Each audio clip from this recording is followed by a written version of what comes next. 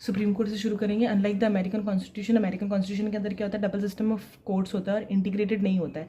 हमारे यहाँ पे कैसा होता है, इंटीग्रेटेड जुडिशियल सिस्टम होता है। 1935 के एक्ट में देखा था। इंटीग्रेटेड जुडिशियल सिस्टम का मतलब क्या हो गया, हायरार्की होती है सबऑर्डिनेट कोर्ट्स की, that is the district court and the other lower courts, सब जो आते हैं वो सबऑर्डिनेट होते हैं सुप्रीम कोर्ट और हाई कोर्ट के। सिंगल सिस्टम ऑफ कोर्ट्स होता है हमारे यहाँ पे, जिसको हमने अडॉप्ट किया था एक्ट ऑफ 1935 से। यूएसए के अंदर क्या होता है, USA on the other hand federal laws are enforce by the federal judiciary और state laws are enforce by the state judiciary. तो वहाँ पे क्या होता है, डबल सिस्टम ऑफ कोर्ट्स होता है। एक तुम्हारा फेडरल जुडिशरी होता है जो फेडरल लॉज को इन्फोर्स करता है, एक तुम्हारा स्टेट जुडिशरी होता है जो कि स्टेट लॉज को इन्फोर्स करता है। This is double system of courts आपको देखने को मिलेगा। इंडिया के अंदर क्या दिखेगा, India although the federal country like the USA, हमारी कंट्री तो federal like the USA but has the unified judiciary, one system of fundamental law and justice आपको देखने को मिलेगा। सुप्रीम कोर्ट ऑफ इंडिया कब बना था, 28 जनवरी 1950 को बना था। It succeeded the federal court of India established under the government of India act 1935। 1935 के अंदर जो फेडरल कोर्ट ऑफ इंडिया बना था उसको सक्सीड करके हमने सुप्रीम कोर्ट बनाया जनवरी 28, 1950 के अंदर। The jurisdiction of the supreme court is greater than its predecessor. Basically federal court का जो तुम्हारा जुडिक्शन था उससे ज़्यादा तुम्हारा सुप्रीम कोर्ट का जुडिक्शन है। अब आर्टिकल 124 से लेकर 147 पार्ट 5 के अंदर constitution deals with the organisation, independence, jurisdiction, power, procedure of the supreme court. The parliament is also authorise to regulate them. तो रेगुलेट कौन करता है सुप्रीम कोर्ट को, पार्लियामेंट रेगुलेट करता है। Composition and appointment of the supreme court के बारे में देखेंगे। एट प्रेजेंट कितने हैं, 1+33 है, बट इनिशियली कितने थे। अब 1+33 का मतलब क्या है, 1 चीफ जस्टिस प्लस 33 जजेस, इन टोटल 34 जजेस हैं हमारे यहाँ पे। ठीक है, जजेस को सुप्रीम कोर्ट के जजेस को इंक्रीज कैसे किया जाता है, पार्लियामेंट करता है एक एक्ट से, सिंपल मेजोरिटी से पास करके। एक एक्ट पास करके सिंपल मेजोरिटी से हम सुप्रीम कोर्ट के जजेस की जो स्ट्रेंथ है उसको बढ़ा सकते हैं। 2019 के अंदर सेंटर ने नोटिफाई किया था और उसमें उन्होंने क्या किया था, लास्ट जो अभी हमारे पास में लेटेस्ट डेटा है वो क्या, 34 जजेस हैं included the chief justice of India. This followed the enactment of the supreme court amendment act. Supreme court amendment act हुआ था 2019 के अंदर और उससे हमारे पास में 34 जजेस आता है। Parliament has increased the number of other judges progressively to 10। ठीक है, मतलब बेसिकली इनिशियली हमारे पास में 8 जजेस थे जब हमने ओरिजिनली स्टार्ट किया था। Originally the strength of the supreme court was fixed at the 8 और हमने फिर कुछ पार्लियामेंट ने कुछ एक्ट्स निकाला और उससे 2019 के अंदर हमारे पास में कितना जजेस हो गए, 33+1। अब देखेंगे अपॉइंटमेंट ऑफ द जजेस कैसे होती है। ठीक है, द जजेस of the supreme court are appointed by the president. कैसे अपॉइंट किया जा सकता है, एक तुम चीफ जस्टिस को अपॉइंट कर रहे हो, एक तुम अदर जजेस को अपॉइंट कर रहे हो। तो जब तुम चीफ जस्टिस को अपॉइंट कर रहे हो तो chief justice is appointed by the president after the consultation with such जजेस of the supreme court and the high court. ठीक है, as he deems necessary. President को जो नेसेसरी लगेगा उनसे वो कंसल्ट करके चीफ जस्टिस ऑफ इंडिया को अपॉइंट कर देंगे। अब अदर जजेस के केस के अंदर क्या होगा, अदर जजेस are appointed by the president after the consultation with the chief justice and the such other judges of the Supreme Court and the High Court as he deems necessary. The consultation of the Chief Justice is obligatory in the case of the appointment of the judges other than the Chief Justice. उसके बाद में देखें Chief Justice. Controversy of the consultation क्या है, हम पढ़ेंगे 3 जजेस case के बारे में। फर्स्ट जज केस, सेकंड जज केस, थर्ड जज केस। फर्स्ट जज केस 1982 के अंदर आया था। इसके अंदर क्या बोला था कि consultation does not mean concurrence. Consultation का मतलब क्या है, कॉन्करेंस नहीं है। It only employs the exchange of views. कहने का मतलब है कि बाइंडिंग नहीं है। जो भी जजेस ने बोला है, ठीक है, that is not binding. Consultation does not mean the concurrence and it only implies the exchange of views. Second case हुआ था 1993 के अंदर। इसमें कोर्ट ने अपना अर्लियर जो रूलिंग था उसको रिवर्स कर दिया और क्या बोल दिया कि कंसल्टेशन मीन्स कॉन्करेंस। तो वर्ड कंसल्टेशन को उन्होंने क्या कर दिया, कॉन्करेंस कर दिया। Hence it rule that the advice tendered by the chief justice of India, advice tendered by the chief justice of India जो हो जाएगी बाइंडिंग हो जाएगी। अब क्या बोला है कि चीफ जस्टिस ऑफ इंडिया की अकेले की एडवाइस नहीं होगी, वो chief justice of India plus 2 senior most जो जजेस हैं, यहाँ पे अपन ने देखा था ना अदर जजेस सुप्रीम कोर्ट और high court as president deems necessary. तो वो जो जजेस हैं chief justice plus 2 senior most जजेस, उनकी जो भी एडवाइस होंगी वो बाइंडिंग होगी प्रेसिडेंट के ऊपर। क्या लिखा हुआ ढंग से पढ़ते हैं। सेकंड जज केस के बारे में बात कर रहे हैं। Chief justice would tender his advice on the matter after consulting the 2 senior most जजेस। तो लेकिन जो भी उन्होंने बोला है वो बाइंडिंग होगा on the president in the matters of the appointment of the जजेस ऑफ द सुप्रीम कोर्ट। ठीक है, इसमें क्या देखेंगे, थर्ड जज केस के अंदर क्या बोला है, the court opined that the consultation process to be adopted by the chief justice of India require the consultation of the plurality of the जजेस। कहने का मतलब है कि इससे पहले सिर्फ चीफ जस्टिस ऑफ इंडिया और 2 सीनियर मोस्ट जजेस जो थे वो साथ में मिलकर बता रहे थे। अभी थर्ड जज केस के अंदर क्या बोला कि प्लूरैलिटी ऑफ द जजेस होनी चाहिए, the sole opinion of the chief justice of India does not constitute the consultation process, he should consult the collegium. अब क्या आया, कोलेजियम आ गया था। कोलेजियम आ गया था। थर्ड जज केस के अंदर तुम्हारा क्या कोलेजियम आ गया था। फिर 4 सीनियर मोस्ट जजेस of the supreme court and even if 2 जजेस give the adverse opinion then he should not send the recommendation to the government. वो रिकमेंडेशन गवर्नमेंट को नहीं बताई जाएगी, ठीक है। The court held that the recommendation made by the chief justice of India without complying with the norms and the requirement of the consultation process are not binding on the government. कहने का मतलब क्या है, the court held that the recommendation made by the chief justice of India, अगर उन्होंने chief justice of India ने कोई recommendation बना दी है without complying the norms and the requirements, तो वो वाली जो रिकमेंडेशन होगी that will be not binding, otherwise it will be binding. क्या लिखा हुआ है 3 जज केस के अंदर, सीजीआई प्लस 4 सीनियर मोस्ट जज ने बोला है तो वो बाइंडिंग हो जाएगी। अगर 2 जजेस ने भी एडवर्स ओपिनियन दे दिया तो फिर वो बाइंडिंग नहीं है या उसको गवर्नमेंट को नहीं भेजा जाएगा। और इसमें कैसे होगा, मेजॉरिटी ऑफ जजेस जो भी डिसाइड करेंगे वो डिसीजन होगा। सीनियर मोस्ट जज सीजीआई सेकंड जज केस के अंदर बोला था कि 2 सीनियर मोस्ट जज प्लस सीजीआई सेकंड जज केस के अंदर ये बोला था, ठीक है। उसके बाद में आएगा तुम्हारा 99 कॉन्स्टिट्यूशनल अमेंडमेंट एक्ट, जिसको तुम एनजीएसी एक्ट भी बोलते हो। इन्होंने रिप्लेस कर दिया था कोलेजियम सिस्टम को, NJAC is national judicial appointment commission, ठीक है। फिर उसके बाद में आया तुम्हारा 4th जज केस। 4th जज केस ने बोला the court opined that the new system that is NJAC would affect the independence of the judiciary, तो उन्होंने वापस उसको हटा दिया। अब मुझे बताओ appointment of the chief justice कैसे होगा। 1950 से 1973 तक the practice to appoint the senior most जज of the supreme court as the chief justice of India. क्या हो रहा था 1950 से लेकर 1973 के अंदर जो सीनियर मोस्ट जज है उनको ही हम सुप्रीम कोर्ट का चीफ जस्टिस ऑफ इंडिया बना देते हैं, but this convention was violated in 1973, ठीक है। इस कन्वेंशन को किसने वायलेट किया 1973 के अंदर, व्हेन ए एन रे वाज अपॉइंटेड, ए एन रे को अपॉइंट कर दिया था, was appointed as the chief justice of India by superseding the 3 other senior judges। और 1977 के अंदर वापस से MU बेग को भी अपॉइंट कर दिया था। तो इन दोनों ने इसको क्या किया था, वायलेट किया था, कहने का मतलब है। तो फिर सेकंड जज केस हुआ था 1993 के अंदर। ये दोनों केस होने के अंदर 1993 के अंदर सेकंड जज केस हुआ था, जिसके अंदर ये बोला in which the Supreme Court ruled that the senior most judge of the Supreme Court should alone be appointed as the office of the Chief Justice of India। Second जज case के अंदर ये बोला है, सेकंड जज case के अंदर ये बोला है कि supreme court ruled that the senior most जज of the supreme court should alone be appointed as the office of the chief justice of India। आप क्वालिफिकेशन ओथ एंड सैलरीज के बारे में देखेंगे क्या क्वालिफिकेशंस होती है जजेस की, that he should be the citizen of India, the judge of the high court for the 5 years, judge of the high court होना चाहिए 5 साल के लिए, या फिर advocate of high court होना चाहिए, और high courts in succession for the 10 years। he should be judge of the high court for 5 years, he should be advocate of the high court or the high courts in succession for the 10 years, he should be the distinguished jurist, he should be the distinguished jurist in the opinion of the president। distinguished jurist हो सकता है वो president के opinion के अंदर। ये तो हो गया तुम्हारी सुप्रीम कोर्ट की क्वालिफिकेशन, लेकिन जब तुम हाई कोर्ट की क्वालिफिकेशन के अंदर जाओगे तो उधर एमिनेंट जूरिस्ट वाला प्रोविजन नहीं दिया हुआ है। From the above it is clear that the Constitution has not prescribe the minimum age of the appointment of the जज। कोई मिनिमम एज नहीं है अपॉइंटमेंट ऑफ द जज की, सिर्फ ये बोला है कि आप सिटीजन होने चाहिए और आप हाई कोर्ट के जज होने चाहिए आइदर फॉर 5 years, और एडवोकेट होने चाहिए for of the high court for 10 years, है ना, 10 सालों के लिए, और डिस्टिंग्विश या फिर आप डिस्टिंग्विश जूरिस्ट हो। ओथ एंड एफर्मेशन कौन लेगा, the person appointed as the जज of the supreme court before entering upon his office has to make और सब्सक्राइब द एन ओथ और affirmation before the president. Oath कौन ले रहा है, भले ही जज हो भले ही सीजीआई हो, इनकी ओथ कौन दिलवा रहा है, प्रेसिडेंट दिलवा रहा है, ठीक है। Some person appointed by him obviously, oath ठीक है नहीं पढ़ने की जरूरत। सैलरी एंड अलाउंसेस कौन डिटरमाइन कर रहा है, पार्लियामेंट डिटरमाइन कर रहा है। सैलरी एंड अलाउंसेस कौन डिटरमाइन कर रहा है, हर चीज़ के salary and allowances mostly parliament ही डिसाइड कर रहा है, ठीक है। They can not be vary to their disadvantage after their appointment, salary can not be vary to their disadvantage after their appointment accept during the financial emergency. अब देखेंगे tenure and removal के बारे में। टेन्योर एंड रिमूवल के बारे में constitution does not have, the Constitution has not fix the tenure of the जजेस of the supreme court. भाई इनका कोई फिक्स टेन्योर तो होता नहीं है, ठीक है। However, it make the following 3 provisions। he hold the office until he attains the age of 65 years। अगर 65 years का हो गया तो आप तब तक कर सकते हो। Any question regarding his age, ठीक है, तो वो कौन करेगा, पार्लियामेंट डिसाइड करेगा। भाई हम सुप्रीम कोर्ट के बारे में पढ़ रहे हैं हाल फिलहाल, सुप्रीम कोर्ट के अंदर क्या बोला, he holds the office until he attains the age of 65। Any question regarding his age is to be determined by such authority. वो अथॉरिटी और manner provided by the parliament, authority and manner provided by the parliament. यही question age का अगर High court के किसी जज के बारे में पूछा जा रहा है तो वो अथॉरिटी और मैनर कौन प्रिस्क्राइब करेगा, प्रेसिडेंट प्रिस्क्राइब करेगा, ठीक है। He can resign his office by writing to the president. अब प्रेसिडेंट ने ही ओथ दिलाई है तो रेजिग्नेशन भी किसको देंगे, प्रेसिडेंट को देंगे। He can be remove from his office bye the president on the recommendation of the parliament. Parliament की रिकमेंडेशन, पार्लियामेंट के अंदर removal of the impeachment of the supreme court का जज भी होता है और उनकी रिकमेंडेशन से प्रेसिडेंट क्या कर सकता है, उनको अपने ऑफिस से रिमूव भी कर सकता है। अब हम पढ़ेंगे रिमूवल ऑफ द जजेस के बारे में।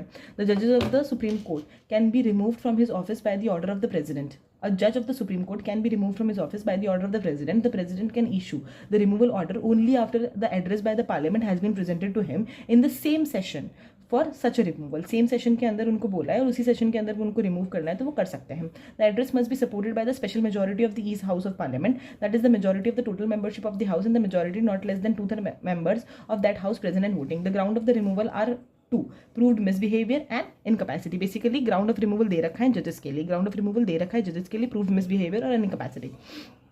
जजेस इंक्वायरी एक्ट के अंदर पूरा प्रोसीजर दे रखा है कि किस तरीके से आपको रिमूव करना है किसी भी जज ऑफ द सुप्रीम कोर्ट को। क्या प्रोसेस है? सबसे पहले तो आपको एक रिमूवल मोशन लेके आना। रिमूवल मोशन के अंदर 100 मेंबर चाहिए लोकसभा के केस के अंदर और 50 मेंबर चाहिए राज्यसभा के केस के अंदर। रिमूवल मोशन लाना है जिसके अंदर 100 मेंबर चाहिए लोकसभा के अंदर और 50 मेंबर चाहिए राज्यसभा के अंदर। Is to be given to the speaker और द चेयरमैन। द स्पीकर और chairman may admit the motion और refuse to admit it. Removal motion signed by 100 members अगर लोकसभा है, 50 member in case of the Rajya Sabha, given to the speaker और the chairman. अब ये क्या कर सकते हैं? ये रिफ्यूज़ भी कर सकते हैं, ये एडमिट भी कर सकते हैं। जो भी चेयरमैन है तुम्हारा स्पीकर या चेयरमैन, ये एडमिट भी कर सकता है, रिफ्यूज़ भी कर सकता है। अगर एडमिट कर दिया तो ये लोग क्या बनाएंगे? 3 मेंबर की कमेटी बनाएंगी। ये 3 मेंबर की कमेटी के अंदर कौन होगा? या तो chief justice of high supreme court होंगे, अगर chief justice of supreme court के अगेंस्ट ही चल रहा है तो जज ऑफ द सुप्रीम कोर्ट होंगे। Chief justice of high court होगा, एक डिस्टिंग्विश्ड जूरिस्ट होगा। द कमेटी फाइंड्स द जज गिल्टी और मिसबिहेवियर। अगर ये वाली जो कमेटी है, ये वाली कमेटी ने अगर उनको मिसबिहेवियर और इनकैपेसिटी, क्योंकि ग्राउंड्स ऑफ रिमूवल तो दे रखे हैं अपने पास में, मिसबिहेवियर और इनकैपेसिटी अगर इन्होंने फाइंड किया आफ्टर, तो फिर ये लोग क्या करेंगे? The House will take up the consideration of the motion. The House will take up the consideration of the motion after the motion is passed by the each House of the Parliament with a special majority. Special majority is एक तो total majority plus 2/3 present and voting. Special majority and address is presented to the President for the removal of the judge. Finally, the President passes an order for the removing the judge. It is interesting to know that the no judge of the Supreme Court has been impeached so far. The first case of impeachment जो हुआ था वो Justice V. Ramaswamy of the Supreme Court के against हुआ था 91-93 के अंदर। Though the inquiry committee found him guilty of the misbehavior, पर वो रिमूव नहीं हुए क्योंकि इम्पीचमेंट मोशन डिफीट हो गया था। ठीक है, अब देखो ये तो मैंने पढ़ा सुप्रीम कोर्ट का जो भी रिमूवल का प्रोसेस था। मैं एक बार प्रेसिडेंट का फास्ट पढ़ लेती हूँ, दोनों में भी डिफरेंस क्या है। यहाँ पे अपन ने देखा था 100 members of the Lok Sabha, 50 members of the Rajya Sabha. एक स्पीकर को बोला कमेटी बनाने के लिए, स्पीकर ने 3 मेंबर की कमेटी बनाई। इस कमेटी ने अगर बोल दिया कि ये गिल्टी है तो उनको क्या किया? स्पेशल मेजोरिटी से वोटिंग हुई और उसके बाद में प्रेसिडेंट को ऑर्डर दे दिया, प्रेसिडेंट ने उनको इम्पीच कर दिया या रिमूव कर दिया। प्रेसिडेंट के रिमूवल के अंदर क्या होता है? प्रेसिडेंट का इम्पीचमेंट कैसे होता है? 1/4 मेंबर्स जो होते हैं हाउस की, जो भी फर्स्ट हाउस होता है, वो साइन करके एक मोशन बनाते हैं। उसके बाद में 14 डे का नोटिस दिया जाता है प्रेसिडेंट को। उसके बाद में 14 डेज के नोटिस के बाद में जो 2/3 मेजोरिटी से अगर फर्स्ट हाउस के अंदर पास हो गया तो सेकंड हाउस के अंदर जाएगा। ठीक है, सेकंड हाउस के अंदर इन्वेस्टिगेशन होती है और प्रेसिडेंट को राइट टू अपीयर भी होता है। प्रेसिडेंट को क्या होता है? राइट टू अपीयर भी होता है। वापस वहाँ पे भी सेम मेजोरिटी होती है, 2/3 of total majority. It is not the simple majority, it is 2/3 of total majority जो सिर्फ प्रेसिडेंट के रिमूवल के अंदर यूज होती है। एंड अल्टीमेटली अगर ये भी पास हो जाता है, यानी दोनों हाउसेज से अगर ये 2/3 टोटल मेजोरिटी पास हो जाती है तो president is deems to be impeached. Next हम देखेंगे एक्टिंग जज, एडहॉक जज और रिटायर्ड जज के बारे में। देखो सबसे पहले देखेंगे acting chief justice of India के बारे में। एक्टिंग चीफ जस्टिस को कौन अपॉइंट करता है? प्रेसिडेंट अपॉइंट करता है। The president can appoint a chief जज of the supreme court.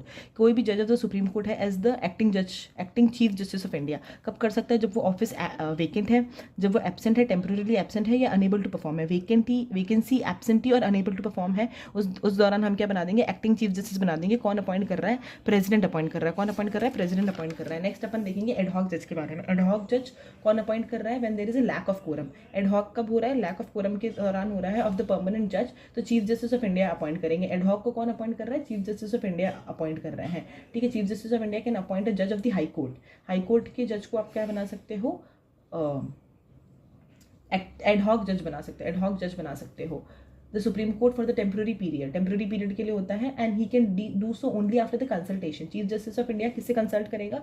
He can do only after the consultation of the chief justice of high court of the concerned, जहाँ से भी जिस भी स्टेट से, जिस भी हाई कोर्ट से आप लेके आ रहे हो वहाँ का जज, तो वहाँ के chief justice of high court से आपको बात करना पड़ेगा, chief justice of high court से आपको कंसल्ट करना पड़ेगा and with the previous consent of the president, with the previous consent of the president. तो प्रेसिडेंट का भी कंसेंट लग रहा है। ठीक है, द जज so appointed should be qualified enough for the appointment of the जज फॉर द सुप्रीम कोर्ट। मतलब यानी क्या क्वालिफिकेशन थी सुप्रीम कोर्ट के जज की? कि सबसे पहले एक तो सिटीजन ऑफ इंडिया होना चाहिए, हमने यहाँ पे देखा था सिटीजन ऑफ इंडिया होना चाहिए, जज ऑफ द हाई कोर्ट होना चाहिए 5 साल के लिए, advocate of the high court होना चाहिए 10 साल के लिए, या फिर तो डिस्टिंग्विश्ड ज्यूरिस्ट होना चाहिए। इन 4 केसेस के अंदर वो क्वालिफाइड होगा टू बी द जज ऑफ द सुप्रीम कोर्ट। तो वही उसी क्वालिफिकेशन कंसल्टेशन से आप एडहॉक जज को भी अपॉइंट कर सकते हो। एडहॉक जज को अपॉइंट कौन करता है? अगर आपके पास में लैक ऑफ कोरम होता है तो चीफ जस्टिस ऑफ इंडिया उनको अपॉइंट करता है। कैन अपॉइंट द जज of the high court as the ad hoc जज, टेम्पररी पीरियड के लिए होता है। उसके लिए कंसल्टेशन चाहिए थी। किसकी कंसल्टेशन चाहिए होती है? एक तो चाहिए होती है तुम्हें chief justice of concern high court की, chief justice of concern high court की आपको कंसल्टेशन चाहिए होती है। दूसरी आपको प्रेसिडेंट की कंसल्टेशन चाहिए होती है, and that also previous consent of the president चाहिए होता है। ठीक है, next, it is the duty of the जज so appointed to attend the sittings of the supreme Court on priority. ये फिर क्या होता है? Duty of the chief, duty of ad hoc जज हो जाता है। ड्यूटी ऑफ द एडहॉक जज so appointed to attend the sittings of the Supreme Court in priority to the other duties of his office. While so attending, he enjoys all the jurisdiction. जब उनको ये attend करने बोलते हैं, he enjoys all the jurisdiction power privileges as the judge of the Supreme Court. Next अपन देखेंगे acting जज या फिर रिटायर्ड जज के बारे में। एक्टिंग जज का जो कॉन्सेप्ट है ना, वो सिर्फ हाई कोर्ट के अंदर होता है। सुप्रीम कोर्ट के अंदर एक्टिंग जज का कोई कॉन्सेप्ट नहीं होता है। ठीक है, अपन देखेंगे रिटायर्ड जज के बारे में। रिटायर्ड जज को कौन अपॉइंट कर रहा है? तो चीफ जस्टिस ऑफ इंडिया उनको अपॉइंट कर रहे हैं। रिटायर्ड जज को कौन अपॉइंट कर रहा है? Chief justice of India appoint कर रहे हैं। ठीक है, ये कब करते हैं? रिटायर्ड जज ऑफ द सुप्रीम कोर्ट और द रिटायर्ड जज ऑफ द हाई कोर्ट। ठीक है, who is duly qualified for the appointment of the जज ऑफ द सुप्रीम कोर्ट। किसको अपॉइंट कर रहे हैं? हम क्या कर रहे हैं? We were discussing about the retired जज। रिटायर्ड जज का मतलब क्या होता है? Any time chief justice of India can request, कौन अपॉइंट कर रहा है? मतलब chief justice of India appoint कर रहे हैं किसी भी रिटायर्ड जज को ऑफ द सुप्रीम कोर्ट और द रिटायर्ड जज ऑफ द हाई कोर्ट को भी बोल सकते हैं। वो is duly qualified to be appointed as the जज of the supreme court to act as the जज of the supreme court for the temporary period. He can do so only when the previous consent of the president. तो दोनों के लिए, तुम्हारे ad hoc जज के लिए भी और रिटायर्ड जज के लिए भी, जिसको सीजीआई अपॉइंट कर रहा है, दोनों के लिए तुम्हें previous consent of the president चाहिए होता है, एंड ऑल्सो द पर्सन जिसको तुम अपॉइंट कर रहे हो। सच अ जज is entitled to be the allowance as the president में डिटरमाइन। इनका अलाउंस कौन डिटरमाइन करेगा? प्रेसिडेंट डिटरमाइन करेगा। He will also enjoy all the jurisdiction and the privileges of the judges of the Supreme Court, but he will not otherwise be deemed as a judge of the Supreme Court. उसको जज of supreme court नहीं मानेंगे, लेकिन उनके पास में जितने भी प्रिविलेजेस होंगे वो जज ऑफ सुप्रीम कोर्ट जितने ही होंगे। अब सीट ऑफ प्रोसीजर के बारे में देखेंगे। Seat of supreme court, the constitution ने डिक्लेयर किया Delhi as the seat of the supreme court, but it also authorise, मतलब कॉन्स्टिट्यूशन ऑल्सो ऑथराइज करता है चीफ जस्टिस ऑफ इंडिया को कि वो अपॉइंट कर सकते हैं अदर प्लेसेज और place as the seat of the supreme court. He can also take the decision in this regard that only the approval of the president. ये जो supreme court की सीट है ना, वो अगर अदर प्लेसेस पे बनाना चाहते हैं तो उसके लिए उनका अप्रूवल चाहिएगा प्रेसिडेंट का। This provision is only the optional but not compulsory. This provision is only optional but not compulsory. इसका मतलब क्या है कि कोई भी कोर्ट उनको डायरेक्शन नहीं दे सकता है, आइदर प्रेसिडेंट भी नहीं दे सकते हैं या चीफ जस्टिस को भी नहीं दे सकते हैं। कोई भी कोर्ट किसी को, या तो प्रेसिडेंट को या चीफ जस्टिस ऑफ इंडिया को ये डायरेक्शन नहीं दे सकते हैं कि आप एक दूसरी सीट बनाओ सुप्रीम कोर्ट के लिए। प्रोसीजर ऑफ द कोर्ट क्या होता है? The supreme court can with the approval of the president, Supreme court with the approval of the president rules बनाएंगे for the regulating general practice, regulating generally the practice and the procedure of the court. The constitutional cases or the references made by the president under Article 143 decided by the bench consisting of at least 5 जजेस। जो तुम्हारा article 143 होता है ना, इसके अंदर 5 जजेस की बेंच जो होती है वो कंपलसरी होती है minimum. All other cases are decided by the single जजेस और द डिवीजन जजेस। डिवीजन जजेस मतलब 2 जज की बेंच।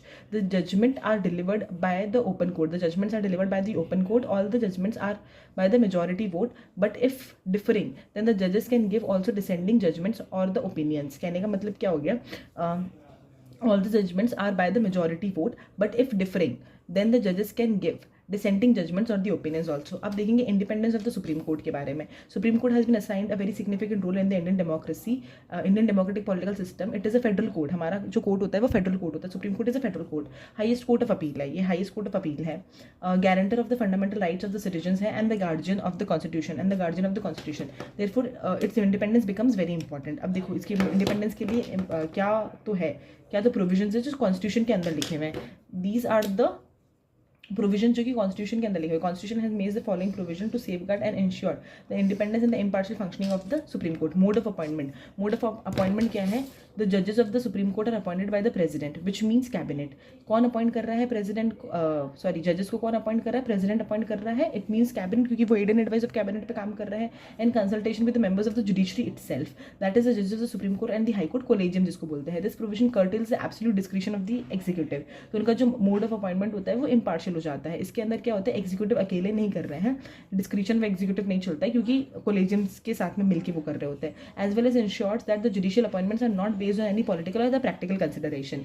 फिर देखेंगे हम सिक्योरिटी ऑफ टेन्योर के बारे में। तो जजेस of the supreme court are provided with the security of the tenure. They can be removed from their office only by the president and only in the manner और the grounds mentioned in the constitution, उनका जो removal होता है वो सिर्फ president कर सकते हैं, उनका मैनर और ग्राउंड्स जो है वो कॉन्स्टिट्यूशन के अंदर मेंशन्ड है। क्या है ग्राउंड्स? इनकैपेसिटी और द प्रूवन मिसबिहेवियर, और प्रोसीजर अपन ने अभी देखा था पीछे। So basically they are not till the pleasure of the president, ऐसा कुछ भी नहीं है। फिर फिक्स सर्विस कंडीशन होती है इनकी, salaries, allowances, privileges, leaves and pensions of the जजेस ऑफ सुप्रीम कोर्ट जो होते हैं वो पार्लियामेंट के ऊपर डिटरमाइंड होते हैं and can not be change to their disadvantage, they can not be change to their disadvantage. ठीक है, फिर अपन पढ़ेंगे एक्सपेंसेस जो है वो charge on Consolidated fund of India के ऊपर है, जो भी तुम्हारे एक्सपेंसेस है वो charge on Consolidated fund of India के ऊपर है। Salary, allowances and the pension जजेस of the supreme court as well as the administrative expenses of the supreme court are charge on the consolidated fund of India. इसका मतलब क्या है कि ये पार्लियामेंट के अंदर वोटेबल नहीं है, इसका मतलब क्या है कि ये पार्लियामेंट के अंदर क्या है, वोटेबल नहीं है। उसके बारे में देखेंगे द कंडक्ट ऑफ द जजेस can not be discuss, conduct of the जजेस जो है वो सुप्रीम कोर्ट वो पार्लियामेंट के अंदर डिस्कस नहीं हो सकता। आर्टिकल 212 क्या बोलता है? The constitution prohibits any discussion in the parliament or in the state legislature with respect to the conduct of the judges of the Supreme Court in the discharge of their duties except when the impeachment motion is consideration in the parliament। अगर उनका impeachment motion चल रहा है parliament के अंदर तभी उनके conduct के बारे में, जजेस के कंडक्ट के बारे में डिस्कस किया जा सकता है, वरना ना तो पार्लियामेंट के अंदर किया जा सकता है ना ही स्टेट लेजिस्लेचर के अंदर उनका कंडक्ट को डिस्कस किया जा सकता है, ना ही पार्लियामेंट के अंदर ना ही स्टेट लेजिस्लेचर के अंदर। कहाँ लिखा हुआ है? आर्टिकल 212 के अंदर लिखा हुआ है। अब ban on the practice after retirement, the retired जजेस of the supreme court are prohibited from pleading और acting in any other court और before any other authority within the territory of India. This ensures that they do not favour anyone in the hope of the future favour. वो किसी भी court के अंदर जो कि Indian territory के अंदर पड़ता है वहाँ पे वो प्रैक्टिस नहीं कर सकते, वो प्रोहिबिटेड है from the practice. Power to punish for its contempt, supreme court can punish any person for its contempt. Supreme court क्या कर सकता है? पनिश कर सकता है किसी को भी फॉर इट्स कंटेम्प्ट। दस its actions and decisions cannot be criticized or opposed by anybody. This power is vested in the Supreme Court to maintain its authority, dignity and the honour. और जो contempt होता है basically वो दो तरीके का होता है, एक सिविल कंटेम्प्ट होता है, एक क्रिमिनल कंटेम्प्ट होता है। आगे पढ़ेंगे हम उसके बारे में। Freedom to appoint staff, the chief justice of India, chief justice of India जो है वो अपॉइंट कर सकता है अपने ऑफिसर्स को और अपने सर्वेंट्स ऑफ सुप्रीम कोर्ट को without any interference from the executives. तो बेसिकली उनके स्टाफ के अपॉइंटमेंट के अंदर एग्जीक्यूटिव्स का कोई भी इंटरफेरेंस नहीं होता है, एग्जीक्यूटिव का कोई भी इंटरफेरेंस नहीं होता है। He can also prescribe their condition of the services. ठीक है, his jurisdiction can not be curtailed, Parliament is not authorise to curtail the jurisdiction and the powers of the supreme court. The Constitution has guaranteed the supreme Court jurisdiction of the various kinds. उन्होंने बहुत सारी power Supreme court को Constitution में दे रखी है, तो उसको पार्लियामेंट कर्टल नहीं कर सकता है। However the parliament can extend the same separation from the executive. The constitution directs the state, constitution directs the states. Basically DPSP article 50 के अंदर लिखा हुआ है to take steps to separate the judiciary from the executive in the public services. It means that the executive authority should not possess any judicial powers.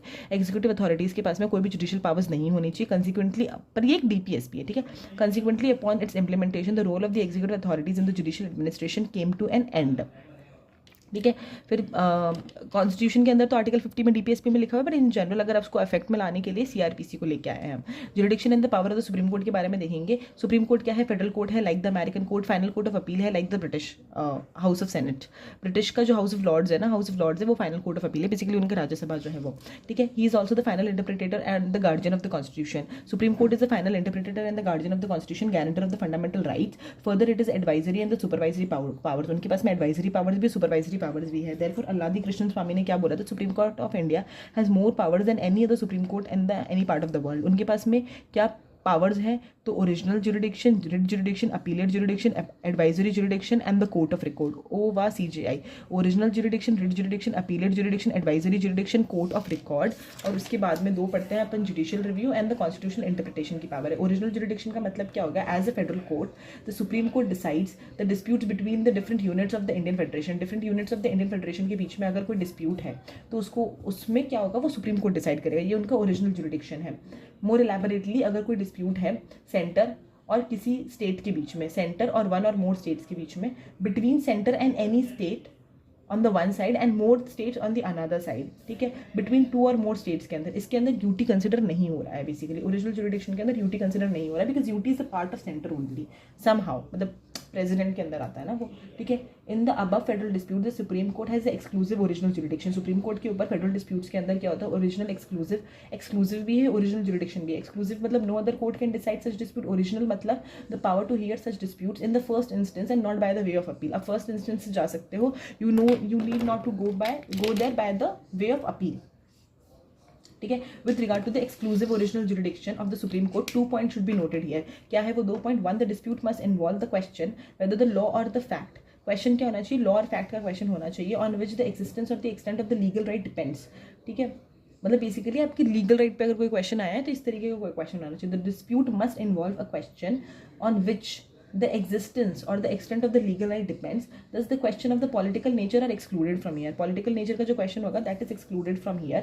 Then next अपन देखेंगे दूसरा क्या है, अपने बोला 2 पॉइंट. दूसरा पॉइंट क्या है, supreme court by any suit brought before the Supreme Court by the private citizens against the center and state cannot be entertained in this. Basically अगर कोई citizen, private citizen जो है वो सेंट्रल स्टेट के against कोई भी writ लेके आ रहा है तो वो इसके अंदर नहीं आती. That is basically fundamental rights के अंदर आती है मोस्टली. तो further this jurisdiction of the supreme court does not extend to the following. This jurisdiction of the supreme court कहाँ पे नहीं लगती है. अगर कोई भी प्री कॉन्स्टिट्यूशनल ट्रीटी है तो वहाँ नहीं लगती है. कोई भी dispute arising out of the treaty specifically provides that the set jurisdiction does not extend to such dispute. अगर किसी ट्रीटी है उसके अंदर लिखा हुआ ही है दैट द स्पेसिफिक प्रोविजन उसके अंदर दे रखा है that the set jurisdiction does not extend to such dispute. Interstate water dispute के केस के अंदर ओरिजिनल जुरिडिक्शन नहीं मिलता है. फाइनेंस कमीशन के केस के अंदर ओरिजिनल जुरिडिक्शन नहीं मिलता है. Adjustments to the certain expenses and the pensions between the centre and the state. Expenses and pensions between the centre and the state है तो उस केस के अंदर भी आपको ओरिजिनल जुरिडिक्शन नहीं मिलता है. कोई भी original dispute of the commercial nature है उसमें भी नहीं मिलता. Ordinary dispute of the commercial nature, recovery of the damage bye the state against the centre, recovery of the damages bye the state against the centre, तो वो भी इसके अंदर नहीं आएगा. 1961 के अंदर first suit under the original jurisdiction of the supreme Court. 1961 के अंदर ये ओरिजिनल जुरिडिक्शन हुआ था पहली बार. West Bengal against the Centre was bought by the West Bengal against the Centre. Jurisdiction के अंदर क्या लिख रखा है, the Constitution has constituted Supreme court as the guarantor and the defender of the fundamental rights of the citizen. Supreme court is empowered to issue Ritz. कौन कौन से Ritz है, हैबिस कॉर्पस हो गया, मैंडेमस हो गया, प्रोहिबिशन हो गया, क्यू वारंटर हो गया, सर्शियोरारी हो गया, for the enforcement of the fundamental rights of the aggrieve citizen. In this regard Supreme court has the original jurisdiction.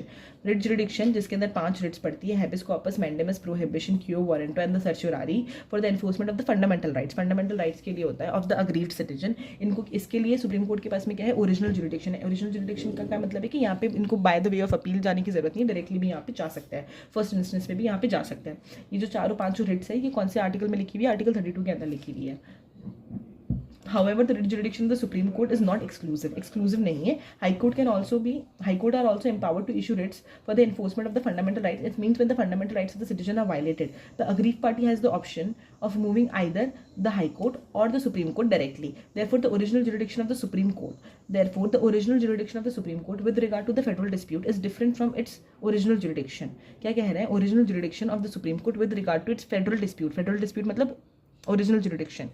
ठीक है, is different from the original jurisdiction with regard to the dispute related to the fundamental rights. ठीक है, कैसे distance क्या difference है इसके अंदर, तो आप क्या है, एक्सक्लूसिव भी है और ओरिजिनल भी है. और इसके अंदर क्या है, कॉन्करेंस है concurrent with the High courts jurisdiction. It is concurrent with the High courts jurisdiction. ठीक है, मतलब आप हाई कोर्ट भी जा सकते हो, सुप्रीम कोर्ट भी जा सकते हो फंडामेंटल राइट के ब्रीच के केस के अंदर.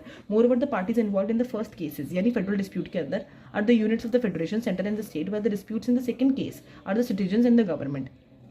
Therefore, there is also the difference between the writ jurisdiction of the Supreme Court and the High Court. The Supreme Court can issue writs only. Supreme Court के अंदर जो writs हो रही है वो only for the enforcement of the fundamental rights हो रही है. लेकिन High Court के अंदर can issue writs not only for the enforcement of the fundamental rights but for also for the other purposes. It means जो writ jurisdiction है of the High Court is wider than that of the Supreme Court. But the Parliament can confer the Supreme Court the power to issue writs and the other purposes also. फिर पढ़ेंगे appellate jurisdiction का मतलब. Appellate jurisdiction का मतलब क्या, by the way of appeal Supreme Court के पास में जा रही है. ठीक है, it mentions earlier the Supreme Court is not only succeeded Federal Court of India but has also replaced the British Privy Council. It is as mentioned earlier, the Supreme Court has not only succeeded the Federal Court of India but also replaced the Privy Council of India. British Privy Council has the highest court of appeal. जो तुम्हारा British Privy Council था ना वो था highest court of appeal और federal अपना जो Supreme Court है उसने उसको क्या कर दिया है, सक्सीड कर दिया है.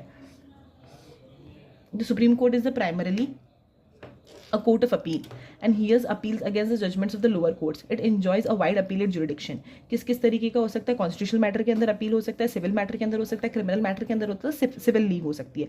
अगर कोई भी कॉन्स्टिट्यूशनल मैटर के अंदर वो अपीलेट जुरिडिक्शन के उसमें जा रहा है तो हाई कोर्ट को सर्टिफिकेशन देना पड़ेगा. सिविल मैटर के अंदर अगर वो जा रहा है तो भी हाई कोर्ट को सर्टिफिकेशन देना पड़ेगा. क्रिमिनल मैटर्स के अंदर 2 चीज़ें हो जाती है. अगर उनका जो बेसिकली यहाँ पे डिटेल में देखेंगे, बेसिकली जितना मुझे ध्यान है कि अगर डेथ का कोई भी मैटर है तो फिर उनको सर्टिफिकेट की ज़रूरत नहीं पड़ती, उनके पास में वो उनका राइट हो जाता है. ठीक है, अगर डेथ का मैटर नहीं है तो फिर उनको उनका ये राइट नहीं है, हाई कोर्ट को सर्टिफिकेशन देना पड़ता है, ठीक है, पढ़ते ढंग से। कॉन्स्टिट्यूशनल मैटर के अंदर क्या है, तो constitution and appeal can be made to the supreme court against the judgment of the high court. Constitutional matter के अंदर क्या होता है, appeal to the supreme court is made, appeal can be made to the supreme court against the judgment of the high court, ठीक है, if the high court certifies that the case involves a substantial question of law that requires the interpretation of the constitution। अगर interpretation of the constitution है तो high Court certify करके बोलेगा कि please supreme court आप इसको handle करो। In the constitution cases the appeal can be made to the supreme court, appeal लेके जा रहे हैं हम सुप्रीम कोर्ट के पास में, against the judgment of the high court if the high court certifies that the case involves a substantial question of law that requires the interpretation of the constitution based on the certificate, the party in the case can appeal to the Supreme Court on the ground that the question has been wrongly decided। Civil matter के अंदर क्या होगा, an appeal lies to the Supreme Court from any judgment of the High Court if the High Court certifies। इसके अंदर भी High Court का certificate चाहिए होता है। क्या केसेस हो सकते हैं, case involve substantial question of law of general importance, इसके अंदर क्या था, ठीक है, if the case involve substantial question of law that requires interpretation of the constitution, इसमें भी इंटरप्रिटेशन ही चाहिए, substantial question of law of the general importance that the question needs to be decided by the supreme court, ठीक है। फिर क्या पढ़ा, originally only दो सिविल केसेस, मतलब पहले ओरिजिनली जो था ना सिविल केसेस के ऊपर एक मॉनेटरी लिमिट थी, अब उन्होंने जो क्या है, but this monetary limit was removed by the 30th constitutional amendment act of 1972। तो अब सिविल केसेस के ऊपर कोई भी मॉनेटरी वैल्यू नहीं है। क्रिमिनल केस के अंदर देखेंगे तो supreme court hears the appeals against the judgment of the criminal proceedings of the high court if the high court, किस किस केस के अंदर हम जो है हाई कोर्ट से सुप्रीम कोर्ट के अंदर लेके जा सकते हैं केसेस को। Supreme court hears appeals against judgment of the criminal proceedings in the high court if the high court has appeal reverse an order of the acquittal of the accuse person and sentenced him the death. कहने का मतलब क्या है कि भाई पहले एक guilty free आदमी था और हाई कोर्ट ने उसका जो भी ऑर्डर था उसको रिवर्स करके क्या दे दिया, सीधा डेथ सेंटेंस दे दिया, तो क्या है उसके पास में राइट है, वो सुप्रीम कोर्ट जा सकता है और उसके लिए उसको सर्टिफिकेट की जरूरत नहीं है। क्या बोला है नेक्स्ट केस के अंदर, and has taken before itself any case from the subordinate court and convicted the accuse person the sentence to death. इसके अंदर भी उसका राइट है और उसको हाई कोर्ट के सर्टिफिकेट की जरूरत नहीं पड़ती है। Next point, when the high court certifies that the case is fit one for the appeal to the supreme court, तो उसको हाई कोर्ट सर्टिफाई करेगा। In the first two cases an appeal lies to Supreme court as a matter of the right, that is without the certificate of the high Court भी वहाँ पे जा सकता है। But if the high court has reversed the order of the conviction and has ordered the acquittal यानी guilty free of the accuse, then there is no right to appeal. Basically अगर High court ने guilty free ही उसको रखा है, but if the high court has reversed the order of the conviction and has ordered the acquittal of the accuse, there is no right to appeal. No right to appeal क्या है, जब high court ने क्या बोल दिया, उनको guilty free ही बोल दिया, अक्विटल ही बोल दिया है। 1970 के अंदर parliament has enlarged the criminal appellate jurisdiction. 1970 के अंदर क्रिमिनल अपीलेट को हमने क्या किया है, एनलार्ज किया है। क्या हो गया, इफ द हाई कोर्ट, और क्या क्या आ सकता है अपीलेट जुरिडिक्शन के अंदर, accordingly appeal lies to the supreme court from the judgment of the high court if the high court has a appeal reversed an order of the acquittal of an accuse person the sentence him the imprisonment of the life. अभी अपन ने देखा था death के case के अंदर, है ना, तो उन केस के अंदर क्या हो गया था, उनके पास में राइट है, उनको हाई कोर्ट के सर्टिफिकेशन की जरूरत नहीं पड़ती है। अब इसी जो अपीलेट जुरिडिक्शन है उसको हमने 1970 के अंदर पार्लियामेंट ने एनलार्ज किया था। क्या एनलार्ज किया था कि अगर अपील आ रहा है, reverse in order of the acquittal यानी गिल्टी फ्री आदमी था और उसको क्या दे दिया, इम्प्रिजनमेंट फॉर द लाइफ दे दिया या फिर imprisonment for the 10 years they दिया, ठीक है। इस केस के अंदर ये उनका राइट नहीं है, ठीक है, राइट नहीं है, पर आप जा सकते हो। by the way of appeal you can go to the Supreme Court and has taken before itself any case from the subordinate court, और उसको भी क्या दे दिया आपने, imprisonment दे दिया है for the life and the 10 years। इस केस के अंदर भी उनके पास में क्या है, राइट नहीं है। Further the appellate jurisdiction of the Supreme Court extends to all the civil and the criminal cases in which the Federal Court of India had jurisdiction to hear appeal from the High Court, but where which is not covered, जो कहीं पर भी cover नहीं है वो कहाँ पे आ जाएगा तुम्हारे, जो कहीं पर भी कवर नहीं वो आ जाएगा तुम्हारे अपील फॉर स्पेशल लीव के अंदर। अपील फॉर स्पेशल लीव के अंदर तो supreme court is authorise to grant in its discretion. तो किसका डिस्क्रिशन काम आएगा तुम्हें, सुप्रीम कोर्ट का डिस्क्रिशन काम आएगा। क्या काम आएगा, to the special leave to appeal from any judgment in any matter passed by any court or tribunal in the country except the military tribunal। तो स्पेशल लीव कहाँ पे नहीं लग रहा है, मिलिट्री ट्रिब्यूनल और कोर्ट मार्शल के अंदर नहीं लग रहा है। किसका डिस्क्रिशन है, सुप्रीम कोर्ट का डिस्क्रिशन चलेगा। It is a discretionary power and hence can not be claimed as the matter of the right. Special leave is not the matter of the right, it is a discretionary power of the supreme court. It can be granted in any judgment whether final और interlocutory, कहीं पर भी लगा सकते हैं। It may be related to any matter, constitutional हो, civil हो, criminal हो, इनकम टैक्स हो, लेबर हो, रेवेन्यू हो, एडवोकेट्स का हो, ठीक है। It can be granted against any court, it can be granted against any court और tribunal and not necessarily against the High Courts only. But ये भी मिलिट्री कोर्ट पे नहीं होता है। मिलिट्री कोर्ट पे तुम्हारा ना तो अपीलेट जुरिडिक्शन लग पा रहा है और ना ही तुम्हारा स्पेशल लीव पिटिशन जो है वो लग पा रहा है। हमने देखा ना यहाँ पे कि इसमें मिलिट्री कोर्ट पे ये नहीं लग रहा है।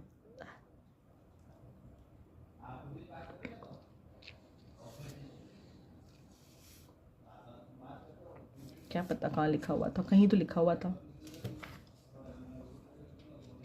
बेसिकली स्पेशल लीव के बारे में हमने पढ़ा था, हमने दूसरे क्रिमिनल के बारे में नहीं पढ़ा था, हमने स्पेशल लीव के बारे में पढ़ा था कि वो कोर्ट मार्शल के केस के अंदर और मिलिट्री ट्रिब्यूनल के केस के अंदर नहीं लग पा रहा है। The scope of this provision is very wide, इसका जो स्कोप है ना वो बहुत ही वाइड है। And it vest the supreme court with the plenary jurisdiction to hear appeal on the exercise of this power. The supreme court itself held that the being an exceptional and overriding power, ये क्या है, exceptional और overriding power होती है supreme court के पास में। And beyond that it is not possible to fetter the exercise of the power by any formula, और कोई सेट फॉर्मूला और कोई रूल नहीं है, कहीं पर भी सुप्रीम कोर्ट इसको यूज कर सकता है। Next comes the advisory jurisdiction. Advisory jurisdiction को क्या मतलब होगी, ये हमने कनाडा से लिया है और इसमें इसका मतलब क्या है, आर्टिकल 143 के अंदर जो लिखा हुआ है, ऑथराइज करता है प्रेसिडेंट को to seek the opinion from the supreme court, दो कैटेगरीज के अंदर वो मांग सकता है, on any question of the law and fact of the public importance. ठीक है, on any question of the law and fact of the public importance के केस के अंदर क्या कर सकता है, प्रेसिडेंट सुप्रीम कोर्ट को बोल सकता है कि आप मुझे एडवाइस करो, लेकिन जो तुम्हारा सुप्रीम कोर्ट है वो इसके अंदर रिफ्यूज कर सकता है। अगर कोई law and fact of general public importance है तो वो उसको रिफ्यूज कर सकता है। For any dispute arising out of the pre constitutional treaty, agreement, covenant, engagement, sanad और other similar institutions. In the first case, the Supreme Court may tender or may refuse to tender its opinion to the president. But in the second case, जहाँ पे आपने pre constitution treaty के बारे में बात करी है, एग्रीमेंट के बारे में बात करी है, तो supreme court must tender its opinion to the president. In both the cases the opinion express by the supreme court is obviously just advisory, क्योंकि नाम ही एडवाइजरी जुरिडिक्शन है। सुप्रीम कोर्ट ने जो भी बोला है बोथ द केसेस के अंदर वो क्या होगा, एडवाइजरी इन नेचर होगा and not the judicial pronouncement. It is not the judicial pronouncement, hence it is not binding on the president. Hence it is not binding on the president. He may follow or may not follow the opinion. However, it facilitates the government to have the authoritative legal opinion. ये government को क्या देता है, authoritative legal opinion देता है on the matter decided by it. फिर क्या पढ़ेंगे, हम पढ़ेंगे so far the president has made the 15 references to the supreme Court. President ने 15 रेफरेंसेस दिए हैं सुप्रीम कोर्ट को under the advisory jurisdiction, also known as consultative jurisdiction. Consultative jurisdiction आगे बताया है कि क्या होता है। ठीक है, इसके कुछ एग्जांपल्स देख लो। एक तो बेरूबारी केस के अंदर बोला था तुमने, फिर हमने पढ़ा है राम जन्मभूमि केस के अंदर consultative process to be adopted by the chief justice of India 1988 के अंदर, यानी थर्ड जज केस के अंदर। इस तरीके की बहुत सारी चीज़ें। अब पढ़ेंगे कोर्ट ऑफ रिकॉर्ड क्या होता है। Court of record, the supreme court has to power under the court as the court of record. Supreme court के पास में दो पावर है। क्या हो गया, पहली पावर है record of the perpetual memory and the testimony. The judgment proceeding and the act of the supreme court are recorded. जो भी सुप्रीम कोर्ट ने जजमेंट दिया है, प्रोसीडिंग्स दिए, एक्ट्स दिए हैं, are recorded as the perpetual memory and the testimony. ये records जो होंगे are admitted to be the evidentiary value. इनकी क्या होगी, एविडेंशियरी वैल्यू होगी and can not be question when produced before any court. They are recognised as the legal precedents and the legal references. इनको क्या use किया जा सकता है, एज अ लीगल प्रेसिडेंट और द लीगल रेफरेंसेज यूज किया जा सकता है in the court of record. It has the power to punish for the contempt of court. It has the power to punish for the contempt of court with the either with the simple imprisonment or the term up to 6 months or with the fine up to 2000 rupees or both. Basically उनके पास में power होती है to punish the contempt of court. ठीक है, अब the court has rule that it is power to punish the contempt of court not only for itself but also जो भी उनसे छोटे कोर्ट है, हाई कोर्ट हो गया, सबॉर्डिनेट कोर्ट हो गया, tribunal functioning the entire country, ये सारी चीज़ों के लिए उनके पास में क्या होता है, कंटेम्प्ट ऑफ कोर्ट होता है। कंटेम्प्ट ऑफ कोर्ट जो होता है वो दो तरीके का होता है, सिविल भी हो सकता है, क्रिमिनल भी हो सकता है। सिविल का मतलब क्या हुआ, wilful disobedience to any judgment, wilful disobedience to any judgment, order, writ or any process of the court, wilful breach of an undertaking given to the court. It is basically the wilful breach of an undertaking given to the court. फिर criminal contempt का मतलब क्या हो गया कि आपने इस तरीके का कोई पब्लिकेशन निकाला है जो कि अगर स्कैंडलाइज कर रहा है, लोअर कर रहा है authority of the court, prejudice कर रहा है या फिर इंटरफेयर कर रहा है with the due course of the judicial proceeding. या तो आप स्कैंडलाइज कर रहे हो अथॉरिटी ऑफ द कोर्ट को या आप इंटरफेयर कर रहे हो जुडिशियल प्रोसीडिंग्स के अंदर। Interference in the obstructs the administration of the justice. ठीक है, however the innocent publication and the distribution of some matter fair and accurate, मतलब बेसिकली अगर कंस्ट्रक्टिव क्रिटिसिज्म है तो that is not the part of the contempt of court. ठीक है, contempt of court क्या हो गया, दो तरीके का हो गया, सिविल हो गया, क्रिमिनल हो गया। सिविल का मतलब विलफुल डिसोबीडियंस और सेकंड में तुम्हारा क्रिमिनल का मतलब क्या हो गया, स्कैंडलाइज करने की कोशिश कर रहे हो, इंटरफेयर करने की कोशिश कर रहे हो, ऑब्स्ट्रक्ट कर रहे हो एडमिनिस्ट्रेशन ऑफ जस्टिस को, ये। ठीक है, however the innocent publication and the distribution of some matter fair and accurate report of the judicial proceedings, fair reasonable criticism the judicial act and comment, ठीक है, they are not amount to contempt of court. अब पढ़ेंगे power of judicial review. Judicial review की power कौन से article से आ रही है, 13 से 32 से 226, 143, 131, 135, 251 से लेकर 254। Judicial power is the power of the Supreme Court to examine the constitutionality of the legislative enactments. कोई भी पार्लियामेंट ने एक्ट निकाला है, स्टेट लेजिस्लेटिव ने एक्ट निकाला है, ठीक है, तो उस चीज़ को अगर जज करना है तो कौन जज करेगा, कोर्ट जज करेगा। कैसे जज करेगा, पावर ऑफ जुडिशियल रिव्यू के अंदर जज करेगा। Is the power of the supreme court to examine the constitutionality of the legislative enactment and the executive order. आप इसमें क्या चेक कर रहे हो, एक तो लेजिस्लेटिव भी चेक कर रहे हो, एग्जीक्यूटिव ऑर्डर भी चेक कर रहे हो of both the central and the state government. Examination में अगर वो फाउंड हुआ violative of the constitution which is ultra vires, they can be declared illegal, unconstitutional and invalid. अब कॉन्स्टिट्यूशनल इंटरप्रिटेशन के बारे में बात करते हैं। Supreme court is the ultimate interpreter of the constitution.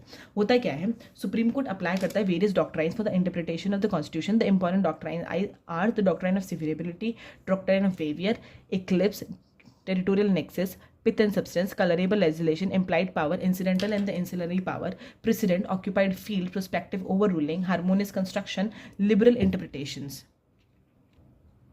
Other powers के बारे में देखेंगे। Besides the above power, Supreme court के पास में अलग अलग पावर्स दूसरी भी है। वो डिसाइड करता है कि dispute regarding the election of the president and the vice president, ठीक है, इन this regard it has the original, exclusive and the final authority. Election of the president vice president के केस में ओरिजिनल, एक्सक्लूसिव और final authority होती है उनके पास में। Inquires into the conduct and the behavior of the chairman. It inquires into the conduct and the behavior of the chairman and the members of the UPSC on the reference made by the president. अगर president ने बोला कि UPSC के chairman या member का conduct और behaviour check करना है तो सुप्रीम कोर्ट चेक करके बताएगा, ठीक है। And if it finds guilty of the misbehaviour, if it finds them the guilty of the misbehaviour, तो उन्होंने जो भी बोला है वो बाइंडिंग हो जाएगा। The advice tendered by the supreme Court in this regard is binding on the President, ठीक है। It has the power to review its own judgment, it has the power to review its own judgment which is not the power of judicial review, है ना। It has the power to review its own judgment or the order, thus it is not bound by the previous decision and it can depart from it in the interest of the justice, community welfare. In the brief, the Supreme Court is the self-correcting agency. Supreme Court क्या है, self-correcting agency है। और high court के पास में ये वाली जो पावर होती है ना, रिव्यू इट्स ओन जजमेंट की पावर, कॉन्स्टिट्यूशन के हिसाब से नहीं होती, मतलब by according to constitution. Constitution के अंदर नहीं लिखा हुआ है, सुप्रीम कोर्ट के बारे में कॉन्स्टिट्यूशन के अंदर लिखा हुआ है that supreme court has the power to review its own judgment, ठीक है। For example Kesavananda Bharati case के अंदर उन्होंने कुछ चीज़ बोली थी और उसके बाद में उन्होंने चेंज कर दिया। गोलकनाथ केस के अंदर उन्होंने कोई चीज़ बोली थी और उसको उन्होंने केशवानंद भारती के अंदर चेंज कर दिया। It is authorise to withdraw the cases pending before the high court, it is authorise to withdraw the cases pending before the high court and dispose them by itself. It can also transfer a case or appeal pending before one high court to another high court. Basically कोई भी high court के अंदर कोई case पड़ा तो वो उसको withdraw भी कर सकते हैं, एक हाई कोर्ट से केस उठा के दूसरे हाई कोर्ट को भी दे सकते हैं।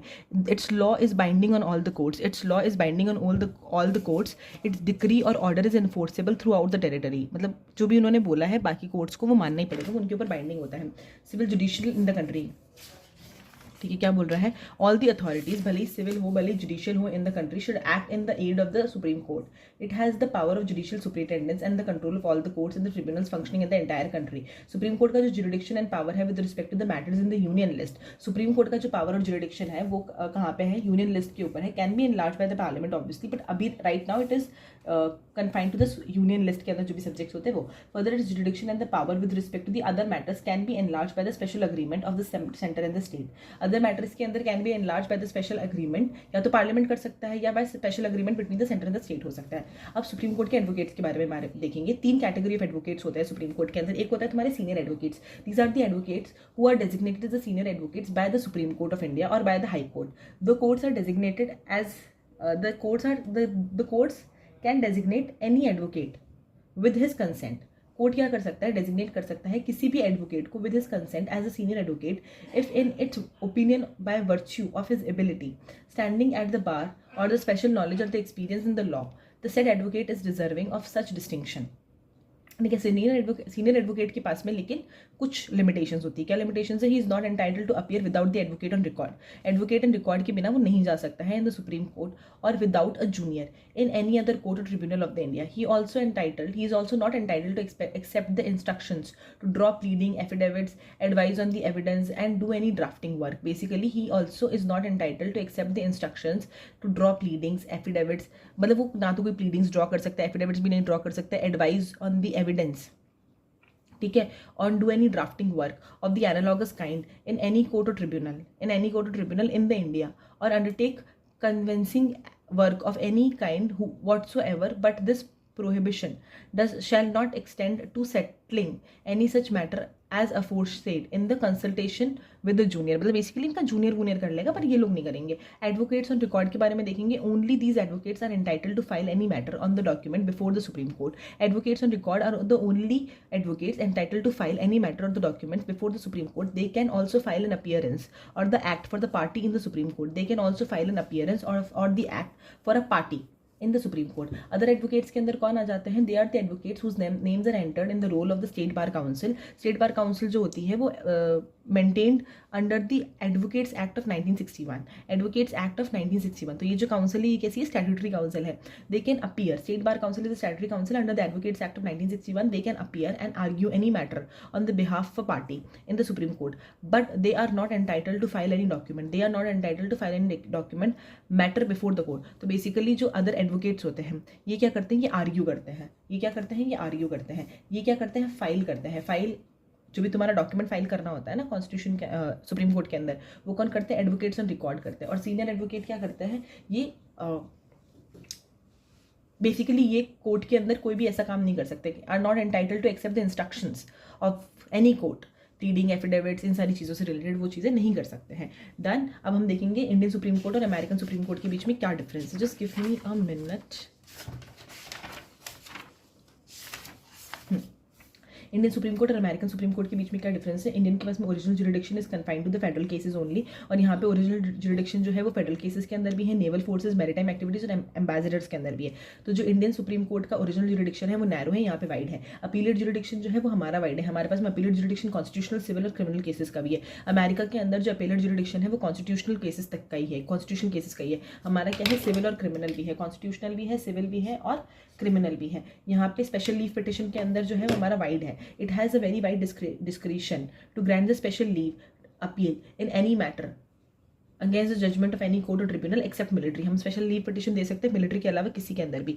इधर कोई भी ऐसा स्पेशल लीव जैसा है ही नहीं। यहाँ पे एडवाइजरी ज्यूरिडिक्शन होती है, यहाँ पे एडवाइजरी ज्यूरिडिक्शन भी नहीं होती है। यहाँ पे the scope of the judicial review is limited, यहाँ पे the judicial review is very wide है ना। हमने अमेरिका से लिया जुडिशियल रिव्यू का कॉन्सेप्ट, यहाँ पे काफी वाइड है, हमारा लिमिटेड है। हमारे यहाँ पे प्रोसीजर एस्टैब्लिश बाय लॉ होता है, वहाँ पे ड्यू प्रोसेस ऑफ लॉ होता है।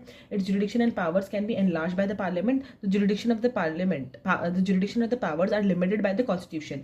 यहाँ पे क्या होता है? जुडिशियल सुपरिटेंडेंस होती है and control over the state high court due to the integrated judicial system. क्योंकि इंटीग्रेटेड जुडिशियल सिस्टम है तो जुडिशियल सुपरिटेंडेंस भी होती है।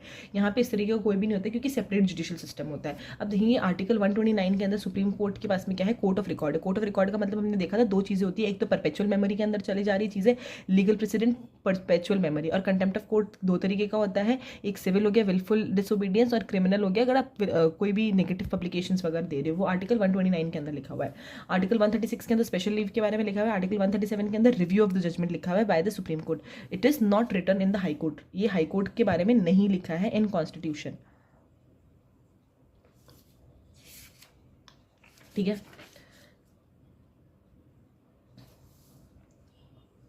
अब देखेंगे A N Ray was the fourth in seniority. अपन देख रहे हैं कि कौन कौन से वो केसेस थे जब जो है सीनियर जज को बाईपास करके छोटे वाले जजेस को सीजीआई बना दिया था। तो ए एन रे थे, वो सीनियर थे, तो ऐसा किया था उनके साथ में। फिर यहाँ पे एच आर खन्ना थे, ये सीनियर मोस्ट जज थे, इनको सुपरसीड करके एमयू बेग को बना दिया था, ठीक है। फिर देखेंगे अपन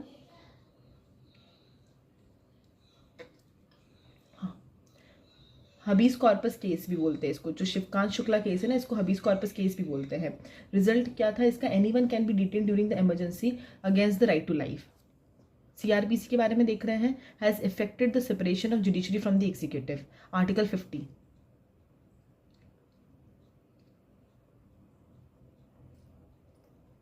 प्री कॉन्स्टिट्यूशन का मतलब क्या है? Anything before the commencement of the constitution which continues to be in operation after such commencement. Inter government agreements जो होते हैं, ठीक है, this means that the inter government agreements can exclude the original jurisdiction of the supreme court, ठीक है। Interstate water dispute act of 1956 is excluded from the original jurisdiction, ठीक है, between the, ठीक है, done, we are done with this. अब हम देख लेंगे जुडिशियल रिव्यू के बारे में। Develop by the USA, constitution itself confer करता है the powers of the judicial review to the judiciary. Constitution के अंदर लिखी हुई है हमारे पास में जुडिशियल रिव्यू की पावर है, बोथ द सुप्रीम कोर्ट और हाई कोर्ट दोनों के अंदर लिखी हुई है। जुडिशियल रिव्यू क्या एक तरीके का बेसिक फीचर है। जुडिशियल रिव्यू का मतलब क्या हुआ? Power of the judiciary to examine the constitutionality of the legislative and the executive orders of both the centre and the state government. तीन कैटेगरी के अंदर किया जा सकता है judicial review of the constitutional amendment, legislation of the president, parliament and the state legislature on the subordinate and the subordinate legislation, ठीक है। और उसके बाद में एडमिनिस्ट्रेटिव एक्शंस पे भी हो सकता है, यूनियन का भी और स्टेट का भी। क्या देखा अपन ने कॉन्स्टिट्यूशनल अमेंडमेंट के केस के अंदर? अगर आप कोई लॉ बना रहे हो, भले पार्लियामेंट बनाए, भले स्टेट लेजिस्लेचर बनाए, सबऑर्डिनेट लेजिस्लेशन से बनवाए, कोई भी तरीके से, ठीक है। फिर अगर आपने एडमिनिस्ट्रेटिव एक्शन से किया है तो वो 2015 के अंदर supreme court declared both 99 constitutional amendment act NJAC as unconstitutional.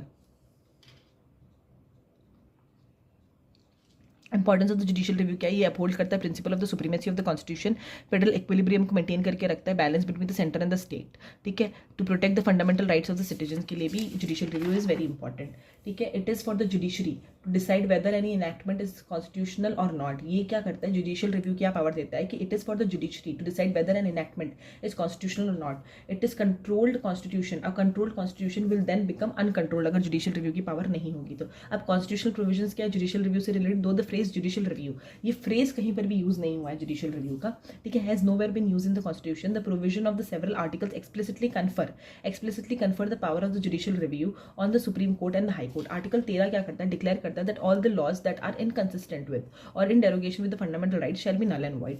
Article 32 के अंदर क्या लिखा हुआ है, गारंटी देता है right to move to the supreme court for the enforcement of the fundamental rights and empower करता है सुप्रीम कोर्ट को टू इशू डायरेक्शंस, ठीक है, तो ये भी जुडिशियल रिव्यू की पावर हो गई। आर्टिकल 131 के अंदर ओरिजिनल जुडिक्शन है, 132 के अंदर अपीलेट हो गई, 133 के अंदर अपीलेट सिविल केस हो गई और 132 के अंदर अपीलेट कॉन्स्टिट्यूशनल हो गई, 134 के अंदर अपीलेट क्रिमिनल हो गई, ठीक है। 134A के अंदर क्या लिखा हुआ है, appeal from the supreme court from the high court, ठीक है, तो बेसिकली और ये फिर फेडरल कोड भी है एनी प्री कॉन्स्टिट्यूशनल लॉ के लिए। 136 के अंदर स्पेशल लीव लिखा हुआ है, 143 के अंदर तुम्हारा एडवाइजरी जुडिक्शन है, 226 के अंदर हाई कोर्ट के पास में रिट जुडिक्शन की पावर है, 227 के अंदर सुपरिटेंडेंस है, superintendence over all the courts and tribunals, 245 के अंदर deals with the territorial extent कितना है सुप्रीम कोर्ट का made by the parliament and the states, high court के लिए भी बोल सकते हैं। 246 के अंदर हम 7th लिस्ट के बारे में बात करते हैं, basically subject matter of the law made by the parliament। 7th list के बारे में बात करें, union list, state list and the concurrent list। 251 and 254 provide that in any case of the conflict between the center and the state law, the central law prevails over the state laws, ठीक है, और वो void हो जाएंगे। Article 372 deals with the continuance in the force of the pre-constitutional laws। 372 क्या बोलता है, deals with the continuance in the force of the pre-constitutional law। तो ये सारी चीज़ें जो हैं वो तुम्हारी कॉन्स्टिट्यूशनल प्रोविजन हो गई जुडिशियल रिव्यू के, पर इसका कोई भी फ्रेज डायरेक्टली कॉन्स्टिट्यूशन के अंदर मेंशन नहीं है। स्कोप कितना है जुडिशियल रिव्यू का, ये इन्फ्रिंज करता है तुम्हारे फंडामेंटल राइट्स को। It is outside the competence of the authority which has framed it, that is it is repugnant to the constitutional provisions. India के अंदर जो है जुडिशियल रिव्यू की पावर वो नैरोअर है देन दी यूएसए के अंदर due process of law follow होता है इसीलिए, ठीक है। उसके बाद में हम देखेंगे अनलॉफुल है but only on the procedural ground of being unreasonable. क्या बोलने की कोशिश कर रहा है, ड्यू प्रोसेस ऑफ लॉ है वहाँ पे, it can declares laws violative of these rights void not only on the substantive ground of being unlawful but also on the procedural ground. मतलब हमारे यहाँ पे क्या है, वो है प्रोसीजर स्टैब्लिश्ड बाय लॉ और यहाँ पे ड्यू प्रोसेस ऑफ लॉ है, ठीक है। अब ये प्रोसीजरल ग्राउंड को भी अनरीजनेबल बता सकते हैं, बेसिकली ये ड्यू प्रोसेस ऑफ लॉ की डेफिनेशन है, ठीक है, that is whether the law within the powers of the authority concerned और नॉट। नेक्स्ट क्या देखेंगे, इंडिया के अंदर it is synthesize of the both. Basically क्या बोल रहे हैं कि अमेरिकन प्रिंसिपल के अंदर जुडिशियल सुप्रीमेसी होती है, ब्रिटिश प्रिंसिपल के अंदर पार्लियामेंट्री सुप्रीमेसी होती है, और हमारे यहाँ पे क्या है, सिंथेसिस ऑफ द बोथ है। इंडिया के अंदर is the synthesis of the both, और इन जनरल हमारे यहाँ पे कॉन्स्टिट्यूशनल सुप्रीमेसी के बारे में देखा जाता है। Judicial review of the 9th schedule के बारे में पढ़ेंगे, ठीक है, इतना कुछ खास नहीं है, इसको यहीं छोड़ देते हैं। With this we are done with it.